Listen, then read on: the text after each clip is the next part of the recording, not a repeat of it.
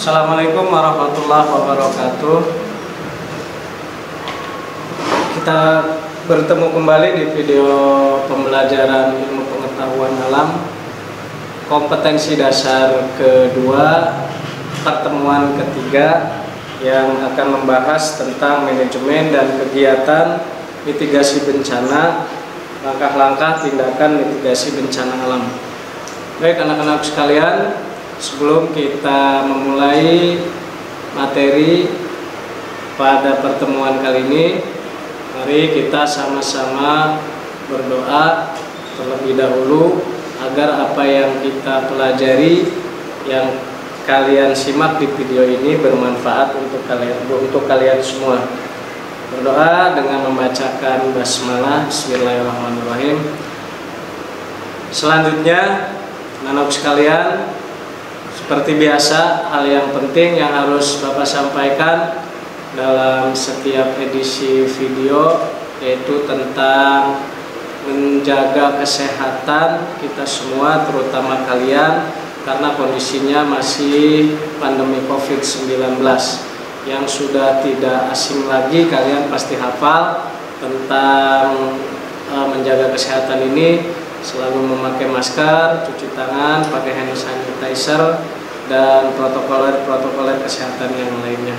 Baik anak-anak sekalian, untuk mengawali materi tentang manajemen dan kegiatan mitigasi bencana, langkah-langkah tindakan mitigasi bencana, sebelumnya Bapak ingin menyampaikan di kompetensi dasar kedua ilmu pengetahuan alam yang sudah kalian pelajari tentang apa itu bencana, pengertian mitigasi bencana, jenis-jenis mitigasi bencana, tujuan mitigasi bencana, dan subkompetensi yang akan kita bahas pada video kali ini yaitu manajemen dan kegiatan mitigasi bencana.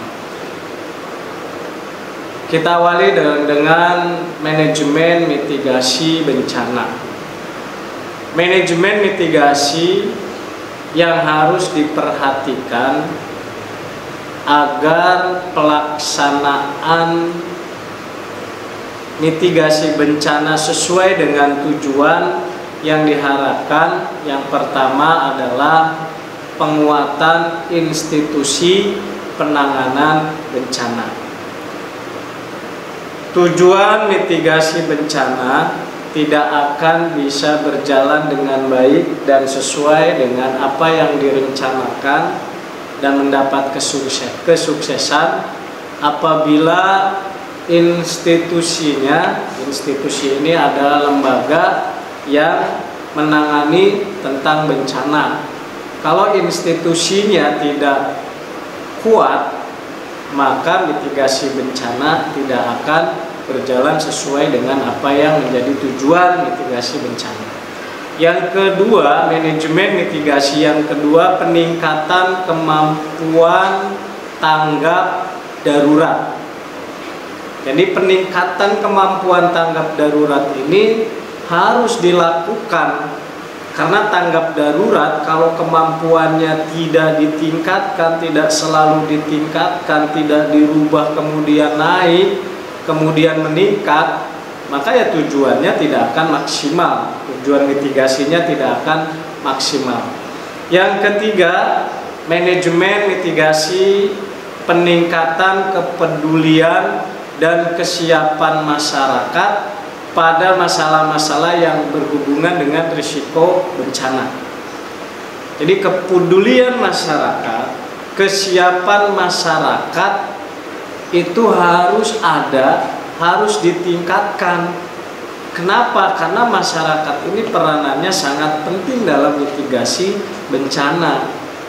Maka masuk ke dalam manajemen yang ketiga, tingkatkan kepedulian masyarakat, tingkatkan kesiapan masyarakat yang nantinya akan bisa meminimalisir, mengurangi risiko bencana. Dan yang keempat, manajemen mitigasi yang keempat, peningkatan keamanan sistem infrastruktur dan utilitas. Infrastruktur ini kayak bangunan yang strategis dan penting. Nah, bangunan yang strategis dan penting, bangunan sekolah misalnya, Nah, itu harus ditingkatkan sistem infrastruktur bangunan yang tadi. Jadi harus ada peningkatan keamanan sistem infrastruktur dan utilitas bangunan-bangunan yang strategis dan penting seperti sekolah, rumah sakit. Nah, itu manajemen yang keempat. Selanjutnya manajemen yang kelima, penerapan prinsip-prinsip bangunan dan bencana. Jadi penerapan prinsip-prinsip bangunan dan bencana seperti gempa, banjir, dan tsunami dalam proses pembuatan konstruksi baru. Nah, ini manajemen yang keempat. Jadi prinsip-prinsip bangunan itu harus diterapkan. Yang keenam, peningkatan pengetahuan para ahli mengenai fenomena bencana, kerentanan terhadap bencana, dan teknik-teknik mitigasi. Manajemen yang ketujuh, penerapan prosedur kajian risiko bencana dalam perencanaan tata ruang atau tata guna lahan.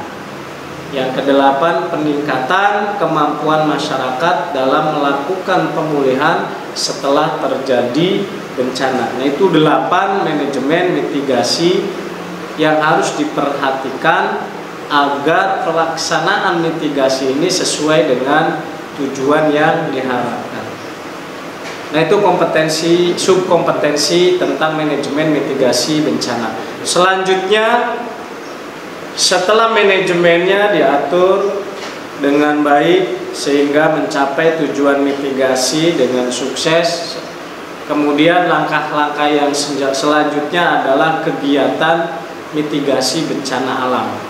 Nah, kegiatan mitigasi bencana alam ini yang pertama, kegiatannya pengenalan dan pemantauan risiko bencana.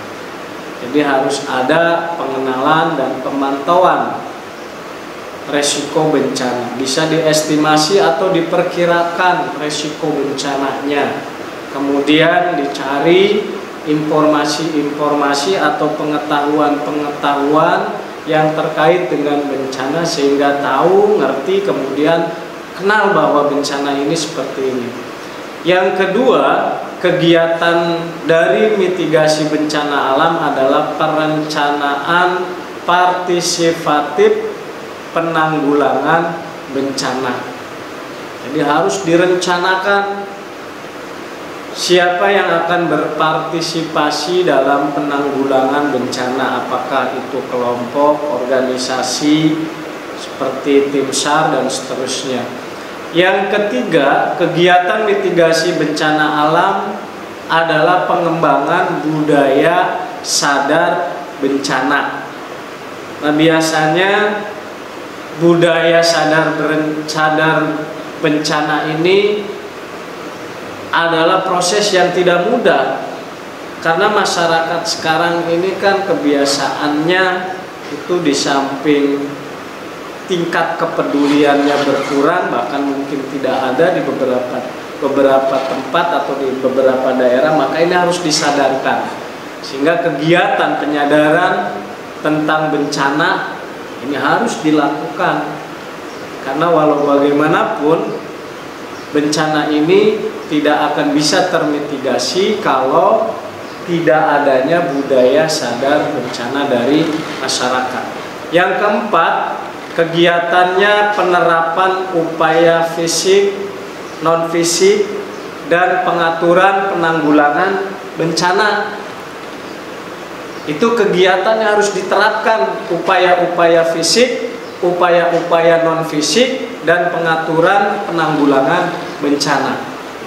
Selanjutnya, kegiatan identifikasi dan pengenalan terhadap sumber bahaya atau ancaman bencana. Jadi harus diidentifikasi. Berarti identifikasi ini didata. Ini by data dan by fakta. Datanya ada, faktanya ada, kemudian juga di samping identifikasi sumber bahaya atau ancaman bencana juga harus ada pengenalan terhadap bahaya atau ancaman bencana.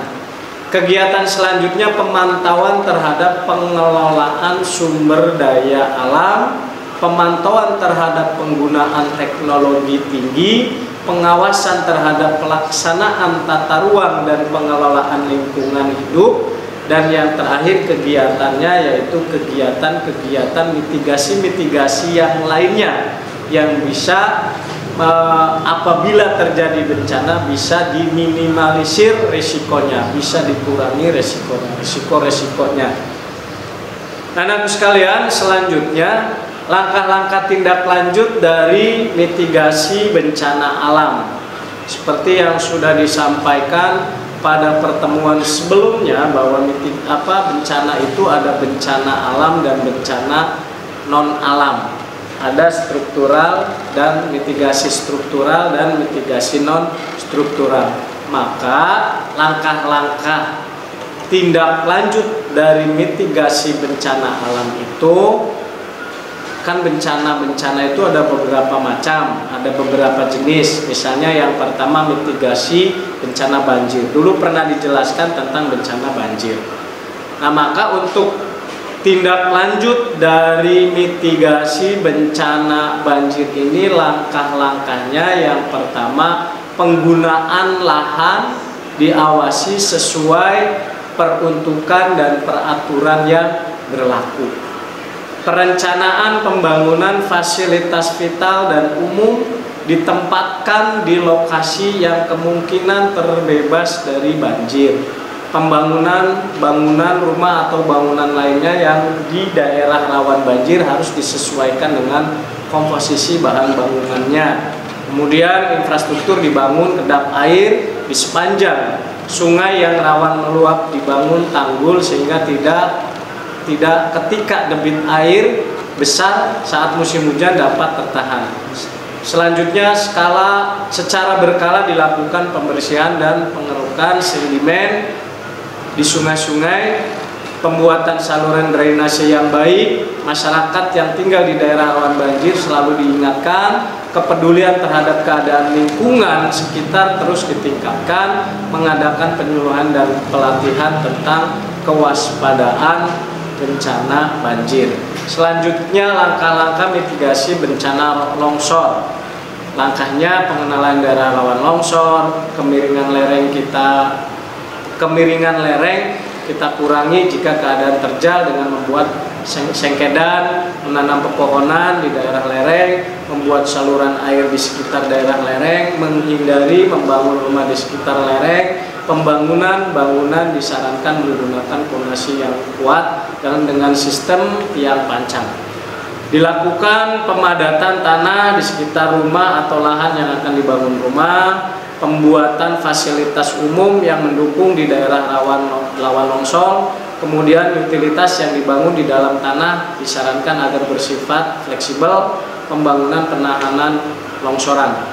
Itu tentang langkah-langkah bencana alam longsor. Selanjutnya mitigasi bencana gunung meletus. Langkahnya perencanaan lokasi terhadap pemanfaatan lahan, daerah yang diperkirakan akan dialiri lahan atau awan panas. Bangunan yang dibuat harus memiliki struktur yang tahan api. Konstruksi bangunan harus dibuat tahan beban.